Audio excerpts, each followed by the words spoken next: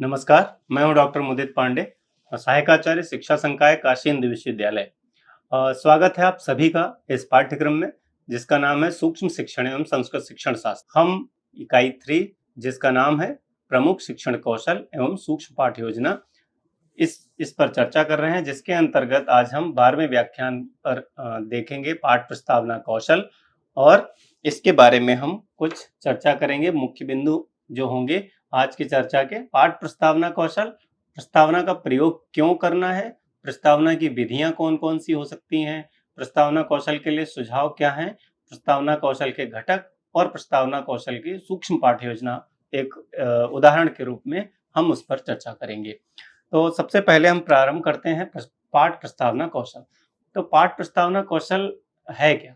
प्रस्तावना कक्षा में एक मनोवैज्ञानिक वातावरण तैयार करती है, क्योंकि अगर हम किसी भी कार्य का प्रारंभ करते हैं तो उसके लिए हमको सबसे पहले हमारी रुचि और जिसके लिए हम वो कार्य कर रहे हैं, शिक्षण अधिगम प्रक्रिया में शिक्षण प्रारंभ करने के लिए हमें सबसे पहले छात्रों को अपनी ओर लाना, अपने विषय पर ध्यान केंद्रित करना, शिक्षक को अपने जो विषय वस्तु प्रस्तुत कर रहा है उसमें उसकी रुचि उत्पन्न करना, ये सब पाठ प्रस्तावना है। क्योंकि यदि प्रारंभ अच्छा होगा तो परिणाम में अंत में वो भी अच्छा होगा।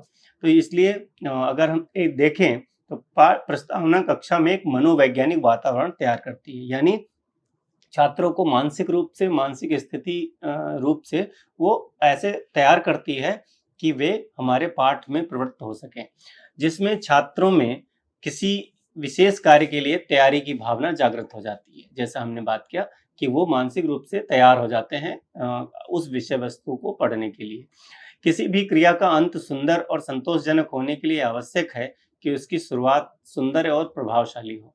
यदि प्रारंभ अच्छा होगा तो अंत भी अच्छा होगा, ऐसा हम समझते हैं। क्योंकि जब एक शिक्षक कक्षा में जाता है तो शुरुआत वो ग्रीटिंग्स से करता है, यानी कि वो सुप्रभात कहेगा, सुप्रभातम कह सकता है।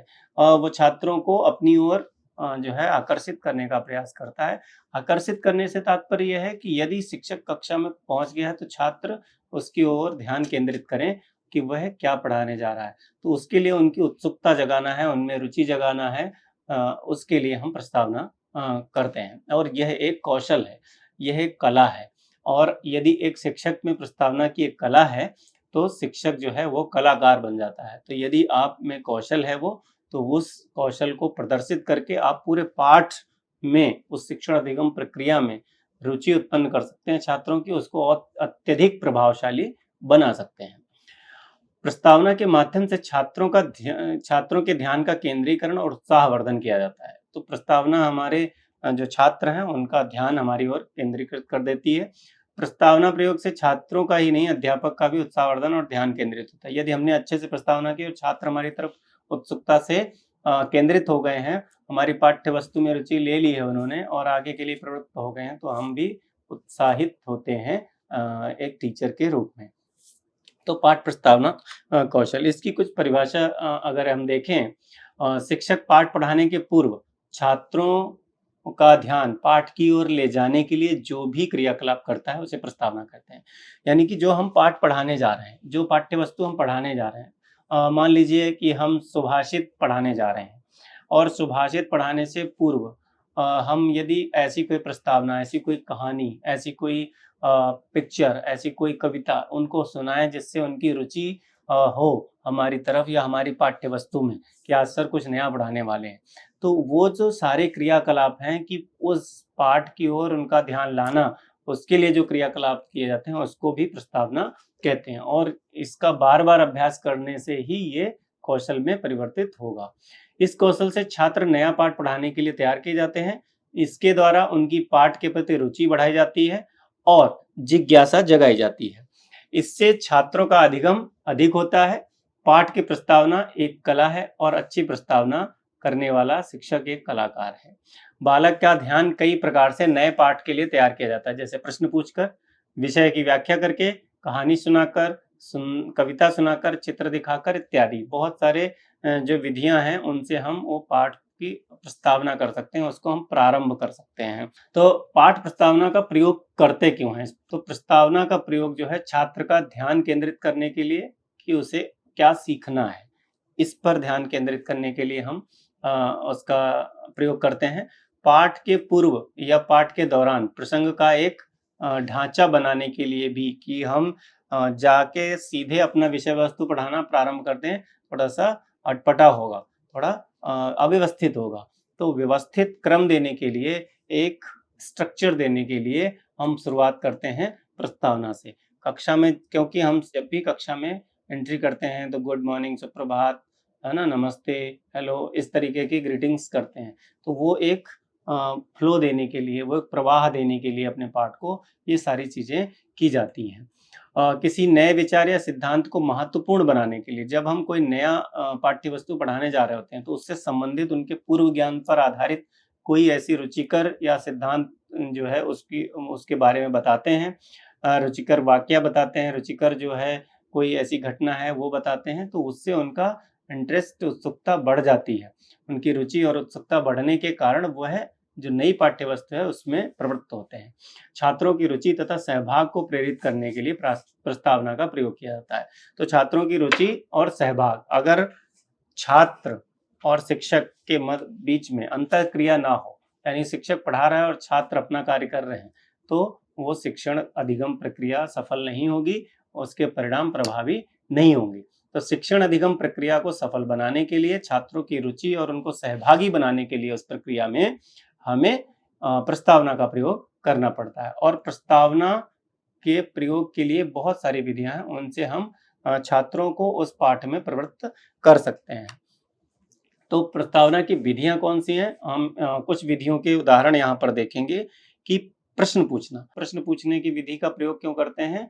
जो है पूर्व ज्ञान के परीक्षण के लिए कि उस विषय से संबंधित उसको पूर्व ज्ञान कितना है या किस स्तर का है, उसको परीक्षण करने के लिए हम प्रश्न पूछते हैं। और प्रश्न पूछने के लिए भी हम कई बार चित्र दिखाकर प्रश्न पूछ सकते हैं, किसी घटना के बारे में बता के प्रश्न पूछ सकते हैं, कविता के साथ प्रश्न पूछ सकते हैं, या फिर हम किसी कहानी बताकर प्रश्न पूछ सकते हैं। इस तरीके से हम विभिन्न प्रकार से प्रश्न पूछ सकते हैं। जैसे इसमें अगर एक पूर्व ज्ञान के बारे में जानना है बच्चों के, तो हम पूछते हैं कि छात्रों या बच्चों, क्या आपने कभी 2 शब्दों को जुड़ते हुए देखा है? तो 2 शब्दों को जुड़ते हुए देखा है तो बच्चे उसमें फिर जुड़ते हुए अगर देखा है तो वो उसका उदाहरण देंगे। जैसे संधि पढ़ाते समय एक कक्षा में एक शिक्षक ने अ, एक उदाहरण दिया कि जो संधि है, संधि शब्द का अर्थ क्या होता है? तो बच्चे बता रहे हैं कि पहले 2 राजाओं के बीच में संधि हो जाती थी। वो जो है संधि कर लेते थे, या फिर 2 जो समय हैं वो जब मिल रहे होते हैं, जैसे शाम को संध्या कहते हैं, है ना? जो संधि समय, 2 समय मिल रहे होते हैं वहाँ पर संध्या काल होता है, यानी संधि काल होता है। तो इस तरीके से संधि का अर्थ वो जुड़ना बताते हैं कि जुड़ने को संधि कहते हैं। तो भाषा के अर्थ में शिक्षक पूछता है कि भाषा के अर्थ में संधि का तात्पर्य क्या है? तो वहाँ पर छात्र यदि कोई थोड़ा-सा उस उनके मस्तिष्क पर वो जोर डालेंगे, तो वहाँ पर उनको आंसर प्राप्त होगा कि भाषा में जो वर्ण या शब्द जो जुड़ रहे हैं वहाँ पर, तो कुछ शब्द बता देंगे, कुछ वर्ण भी बता सकते हैं। तो इस तरीके से अलग-अलग कुछ सही, कुछ गलत उत्तर आपको मिलेंगे, लेकिन आपको उनको करेक्शन करके प्रश्नकरण कौशल के माध्यम से आपको वहाँ तक लेके जाना होगा। तो ये जो पूर्व जो ज्ञान का परीक्षण है, इस तरीके से भी आप कर सकते हैं। कहानी सुनाना, विषय से संबंधित रोचक शुरुआत। अगर कोई ऐसा विषय पढ़ाने जा रहे हैं, मान लीजिए हमने सत्संगति एक पढ़ाने जा रहे थे, सत्संगति कथय न करोति पुंसाम। सत्संगति पुरुष का क्या-क्या नहीं करती है, एक व्यक्ति का, एक मनुष्य का क्या-क्या भला नहीं करती है। तो सत्संगति के लिए किसी 2 दोस्तों की कोई कहानी लेकर हमने उनको पहले सुनाया और उसके बाद उस विषय से प्रारंभ किया। तो जैसे एक बार की बात है कि 2 शब्द रास्ते में मिले। अगर हम संधि पढ़ा रहे हैं, तो उसमें 2 शब्दों को हम एक मित्र के रूप में दिखा सकते हैं। 2 शब्द रास्ते में मिले, फिर ऐसा हुआ, फिर ये हुआ, फिर ये, फिर दीर्घ संधि हो गई। अगर समान-समान 2 समान मिल गए, और आ मिल गया, तो फिर वो बड़ा बन गया। तो इस तरीके से हम एक कहानी के रूप में उसको दिखा सकते हैं। चित्र दिखाना, दृश्य माध्यम से ध्यान आकर्षण। तो संधि से जुड़ा जो चित्र है या शब्द मिलन दृश्य, इस तरीके के कोई दृश्य बनाकर या इस तरीके का हम फ्लैश कार्ड इत्यादि बनाकर छात्रों की मदद से हम उसको प्रस्तुत कर सकते हैं। कविता की पंक्तियां लयबद्ध सामग्री से हम जोड़ सकते हैं उनको, जैसे राम और ईश्वर एक हैं, संधि की पहचान यही है। अगर हम इस तरीके से एक लाइन लिख देते हैं जाके सीधे, तो वो सोचेंगे कि ये क्या है। तो शुरुआत ऐसे हो सकती है थोड़ा रोचक, कि राम और ईश्वर एक हैं, संधि की पहचान यही है। अगर एक बोर्ड पे लिखा है तो उसके बाद हम बता सकते हैं कि हम जो है राम और प्लस ईश्वर, तो रामेश्वर, इस तरीके से संधि बनती है। उदाहरण देना, इस तरीके उदाहरण दे सकते हैं जीवन से जोड़ के, कि हम रोज कहते हैं रामेश्वर। तो जो रामेश्वर है, या हम कहते हैं विद्यालय, इस तरीके के शब्दों का प्रयोग करते हैं। इनमें कौन-कौन से 2 शब्द जुड़े हुए हैं। तो इस तरीके से भी हम प्रस्तावना को प्रारंभ कर सकते हैं। तो प्रस्तावना की बहुत सारी विधियाँ हो सकती हैं। हम रोल प्ले कर सकते हैं, हम डेमोन्स्ट्रेट कर सकते हैं, हम एक्सप्लेन कर सकते हैं। बहुत सारी विधियों को हम प्रयोग में ला सकते हैं अपने पाठ में बच्चों को प्रवृत्त करने के लिए। तो इस प्रकार ये पाठ की प्रस्तावना की प्रविधियाँ हैं। तो यदि हम इन प्रविधियों का निरंतर अभ्यास करते हैं, उनमें निरंतर सुधार करते हैं, तो प्रस्तावना कौशल हम अर्जित कर पाते हैं। इसके लिए कुछ सुझाव हैं कि छात्रों को पूर्व ज्ञान का पता लगाकर उसके आधार पर विषय वस्तु को छात्रों के समक्ष प्रस्तुत करना चाहिए। कि जैसे पूर्व ज्ञान का अगर पता चल गया आपको, तब उस लेवल से आप उस विषय वस्तु को प्रस्तुत करेंगे। प्रस्तावना के समय उन्हीं वाक्यों का प्रयोग करना चाहिए जो छात्रों का ध्यान मूल पाठ तथा पाठ के उद्देश्यों की ओर से उनकी ओर आकृष्ट करें। यानी कि जो हम पढ़ाने जा रहे हैं पाठ्य वस्तु या पाठ, उसकी ओर उनका ध्यान जाने लगे, उसकी ओर वो प्रवृत्त हों, कहीं और ना जाए। प्रस्तावना से संबंधित सभी कथन एक दूसरे से जुड़कर श्रृंखलाबद्ध होने चाहिए। हम आगे उदाहरण में देखेंगे, जब सूक्ष्म पाठ योजना देखेंगे, कि कैसे एक दूसरे से श्रृंखलाबद्ध होने चाहिए। प्रस्तावना में प्रयोग होने वाले उन्हीं साधनों का चयन करना चाहिए जो पाठ के उद्देश्यों के अनुरूप हैं। जो आपके पाठ के उद्देश्य आपने उद्देश्य लेखन के दौरान किए हैं, उसमें उन्हीं साधनों का चयन करना चाहिए प्रस्तावना में। प्रस्तावना ना तो बहुत अधिक लंबी हो और ना बहुत अधिक छोटी होनी चाहिए। इन इसके सभी कथन सार्थक एवं प्रभावकारी होने चाहिए। तो इसमें जो है आपको कुछ इन चीज़ों का ध्यान रखना है। ये सजेशंस हैं कि जब आप प्रस्तावना कौशल के प्रश्न बनाते हैं या कहानी प्रस्तुत करते हैं, तो इस तरीके की जो बातें हैं उनको ध्यान रखना चाहिए। प्रस्तावना कौशल के जो घटक हैं, जो तत्व हैं, उसमें जो मुख्य कंपोनेंट्स हैं, वो हैं कथनों एवं प्रश्नों का छात्रों के पूर्व ज्ञान से संबंध। यानी जो हमारे कथन हैं या जो प्रश्न है, कहानी, कविता, चित्र के बाद जो हम कथन या करते हैं, पूर्व ज्ञान से संबंध होना, ये एक महत्वपूर्ण तत्व है। कथनों एवं प्रश्नों मूल पाठ तथा उद्देश्यों से संबंध होना चाहिए। जो प्रश्न है और कथन, वो हमारे मूल पाठ से हों, उनसे भी होने चाहिए। विचारों, कथनों एवं प्रश्नों में श्रृंखलाबद्ध कथन है या प्रश्न है, उसमें जो है श्रृंखलाबद्ध होने चाहिए, वो एक सीक्वेंस में होने चाहिए। उपयुक्त उपकरणों एवं साधनों का चयन एवं प्रयोग किया जाना चाहिए, जो पाठ के उद्देश्य हैं और छात्र का इसके जो उपयुक्त उपकरण और साधन हैं, उनका चयन भी वैसे ही होना चाहिए और प्रयोग भी। मतलब प्रस्तावना ही पूरे कक्षा में करते रह गए, पूरा पाठ छूट लंबा खींचना है प्रस्तावना को, ना बहुत छोटा रखना है, और कहीं स्किप भी नहीं कर देना है। हमारी प्रस्तावना का मुख्य उद्देश्य होना चाहिए कि हमारे छात्र का हो और रुचि बढ़े, उसमें पाठ में रुचि बढ़नी चाहिए। छात्र जो हमारी प्रस्तावना हो, वो हमारे पाठ की ओर उनको आवश्यकता है कि छात्र जो है अवेयर होकर बैठे कि हम क्या पढ़ने वाले हैं, उनका अधिगम प्रभावी होगा। तो इस तरीके के ये जो कंपोनेंट्स हैं, इनको ध्यान में रख संचालित करना चाहिए, प्रस्तावना को बनाना चाहिए, प्रस्तावना का लेखन भी करना चाहिए। पाठ्य योजना है। ये एक उदाहरण के रूप में यदि हम देखें तो इसमें एक तरफ घटक लिखे हुए हैं, एक तरफ विवरण। अगर हम देखें तो जो हम औपचारिक सूचना होती है पाठ्य योजना में, जैसे हम किस विषय क्या है, हमारा संधि है, इसमें संस्कृत जो है विषय है, कक्षा स्तर जो है 7 है,